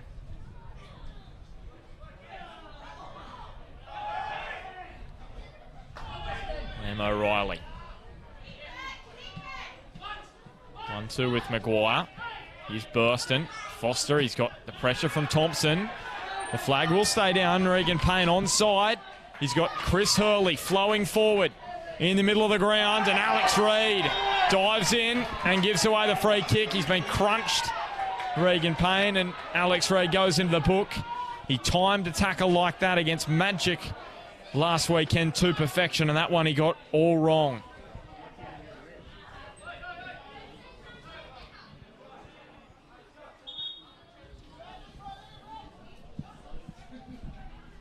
And they've used up all their changes, Weston, so they won't want this injury to be a bad one for Regan Payne. That means he won't play out. And Matt Thompson's gone. Well, there you go. Matt Thompson's been given a card for having a chat to Jared Murphy. He does like to Have a chat to referees Matt Thompson, but he's gone into the book there. The Weston fans behind the goal there, Ben. Always very vocal. Telling Matt Thompson all about that one. They're the hardcore fans, those Weston fans on the far side of the ground. So last year, in this match here at Weston, Weston led 1-0, Maitland led 2-1. It was brought back to 2-2, and then late goal for Maitland to win it. Similar story here. Weston led 1-0, Maitland led 2-1, but Weston this time lead 3-2. No goals in the second half. Is there an upset brewing? I'll just check the scores at the other ground after this. Liam O'Reilly, a little bit more time taken out of the match. Matt Trott has been bumped to ground, and they're going to have to retake it because he went down very easily, Matt Trott.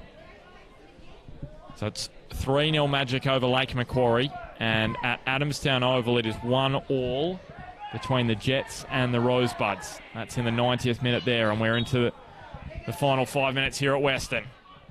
So here it is, O'Reilly goes for power. And Regan Payne should come back on now. And he will. Final 5 minutes, Declan. Strap yourself in. Still it's 3-2. Weston in front. Mick Bolch there on the sideline.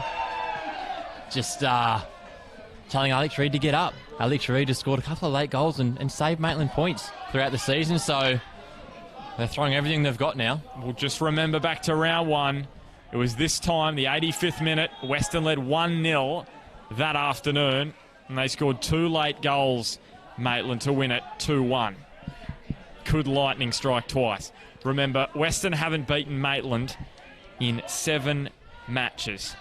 Maitland have won the last 6. The match before that was a 0-0 draw here at Bear Park. And Weston haven't won here against Maitland since 2002. Yeah, so Maitland just going to 3 at the back there with Zach Thomas, Grant Brown, and I think it's Liam Thornton. He'll be staying back. Alex Reid, another body up front, and I'll be hoping he can do something. And interesting to see, like you said, how Weston deal with this and whether or not they can withstand the barrage that Maitland will no doubt be sending their way.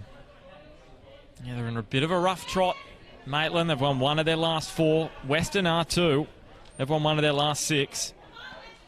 It's a desperation derby, this one. Maitland trying to keep in touch with the top 4.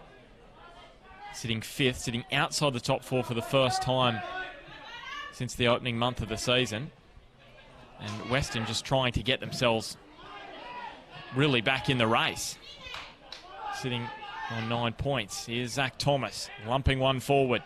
You sense that'll be the story of this last period of the match. Chris Hurley. It's been all about him this afternoon. Grant Brown. Sean Pratt has been Maitland's best in the second half. Clark across the face. You sense the nerves up here in the stand as Max Foster headed that one over the byline.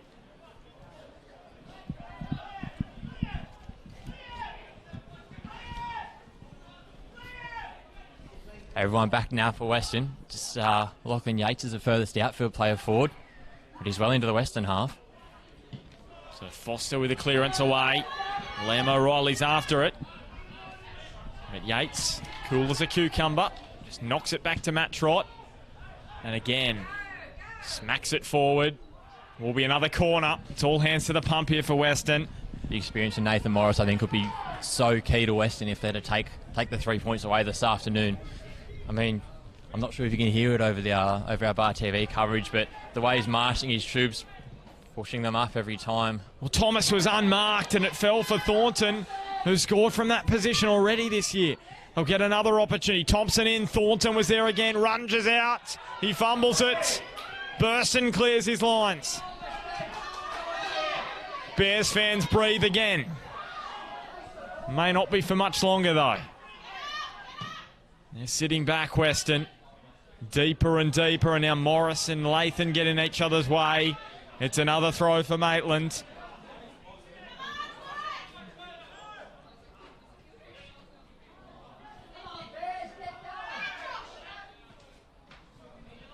Maitland just bumps it over the sideline. And the throw, well, Sean Pratt and Lathan got in a little bit of a muddle, and Sean Pratt was in a tanga with Lathan, and the throw totally not on the same page with the new front man.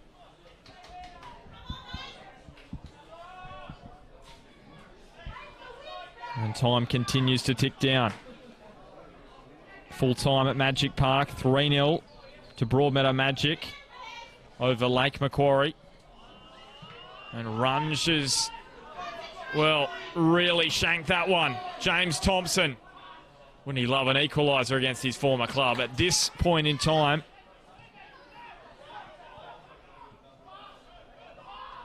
Now Ryan Clark. Carl Thornton on the angle. They've got to be careful, Weston. And Runge, I should say, pushes it away. Full time at Adamstown Oval. 1-1 in that one. Matt Trott charges up, so it's Lachlan Yates is now the furthest player back. Bit more tall timber in the box, and so if you're just joining us, if you've checked out the other games, an upset on the cards here if Weston can hang on. And here is the run for Callum Bauer down the flank. Zach Thomas cuts it out, but Weston gets some more breathing space. Chris Hurley with two absolute stunners for Weston this afternoon. Josh Maguire with the other. Ryan Clark won a penalty and scored. And here's Chris Hurley. This is the chance for the hat-trick. Hurley couldn't keep it down. But the ball is at the end of the ground. The Western fans want it to be at, and players and coaching staff alike. Line of 5 up now for Maitland. They are throwing everything at Western now. Matt Trott just quickly says it's all Route 1 now. Grant Brown pumped away from Hurley. Thompson. Lachlan Yates dinking it to the run of Grant Brown. And Josh Maguire just holding him at arm's length near the corner flag. He's in a real dead end there, Grant Brown. Just look how many players are in the box there. And here's maybe a little bit more push and shove. Jordan Jackson across there. Yellow card for Brown. And now Matt Thompson, who has got to be careful because he's got a yellow card as well. Now Josh Maguire's prone on his back. Ryan Clark trying to drag Josh Maguire out of play there. Playing a bit of rugby league. So it's all happening here late. And Jared Murphy, in his first season as an NPL referee, to be honest, he's done a good job of controlling all this, keeping it calm. He's given Matt Thompson a yellow card for backchat, telling him who's boss, and it's been a, at times, tense affair. Bit of push and shove. We're back underway. Still Weston sitting deep, and Callum Bauer got a knee to it. Jackson with the clearance. Who will it fall to? Sean Pratt couldn't keep the shot down. Jared Murphy looks at the watch. Yeah, I think Jared Murphy's done a really, really good job today, Ben. Credit to him. Yep, he has. He's kept it calm. It's threatened to boil over at times. I think not giving out too many cards has done the trick as well. I mean, I think the way this game has been, some referees might have felt the need just to give out a few early yellow cards and stamp their authority on the match, but he's let it run. He's chatted them when he's needed to, and for the most part, he's kept it under control. Just going for 2 fingers, so maybe 2 minutes now of added time remaining. Thornton and Nathan Morris back with the header. As the sun sets on Rockwell Automation Park. Ryan Clark waits for the ball to run to him. He's got a lot of height on that and a lot, well, too much length in the end with that southerly. We've gone almost 3.5 minutes of stoppage time now. We have had a few stoppages in the second half. A couple of injuries. Men down, Jackson and Regan Payne as well. And I can really remember. So still at least 60 seconds to go, you sense, as Liam O'Reilly nods it on. Matt Trott. Bumps it across to Ryan Clark, and Jackson got his head there to put it over the sideline. Sean Pratt, does he have the pace? He won't have the pace, Sean Pratt, to get to the ball before it crosses the line. And Kane Runge, well, he's not going to chase that ball. He's going to wait for the ball boy to knock it to him. And this could be the last rights.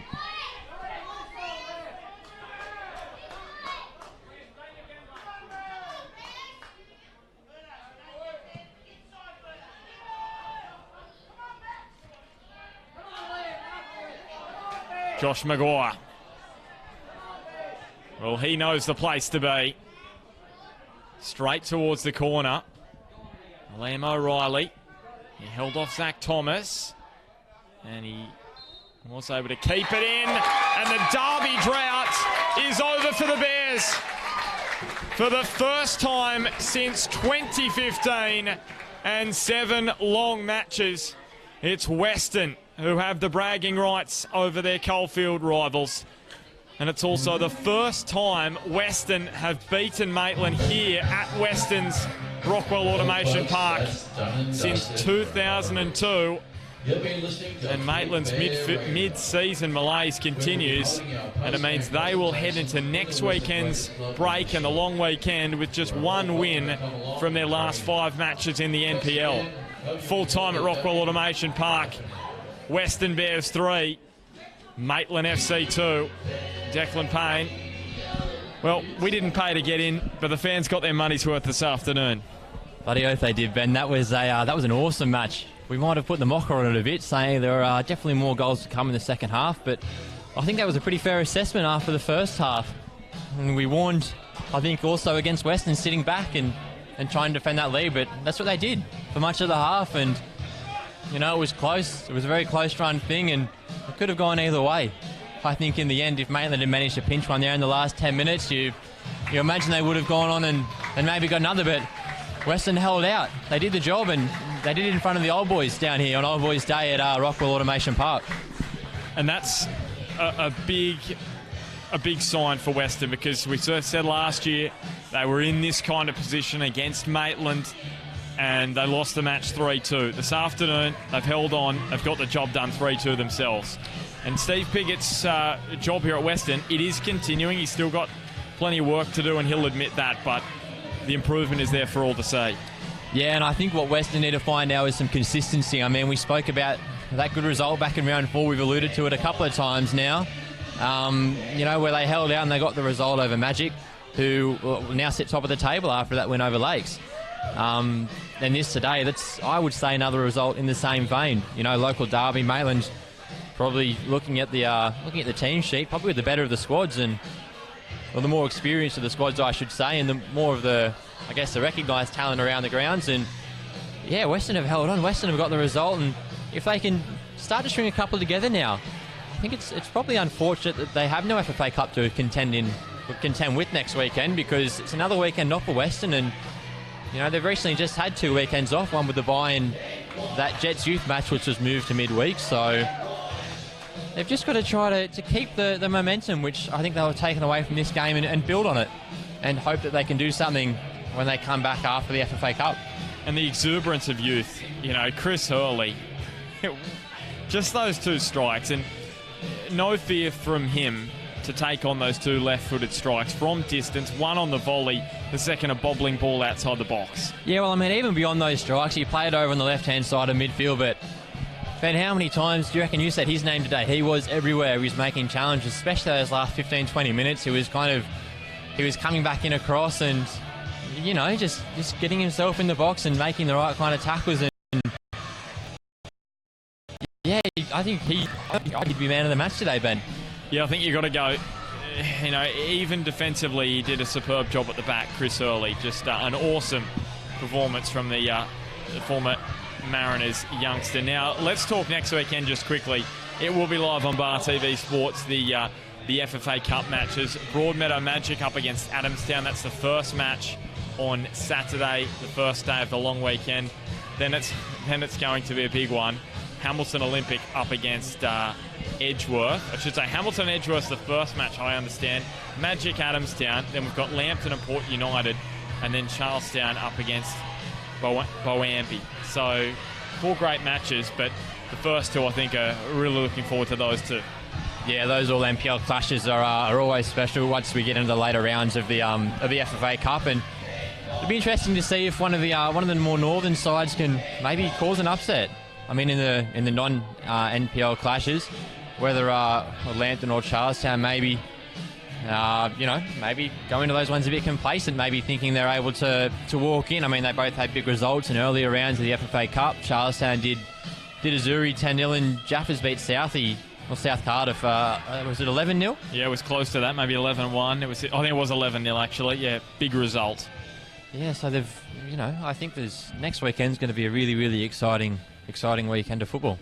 Yeah, so a big weekend awaits. So remember, next Saturday, all 4 matches live on Bar TV Sports, and they'll all be commentated this year, which will be great news. So the matches after that, if a northern side gets through, then that match will be played on the Monday. If no northern sides get through, as in sides from the North Coast, they'll be played on Tuesday and Wednesday nights the week after. So, big weekend awaits. But Declan, pleasure for you. It's been a pleasure to have you up here commentating this afternoon. And I look forward, and I'm sure everyone looks forward to reading your report of the weekend of matches. It's been another big weekend.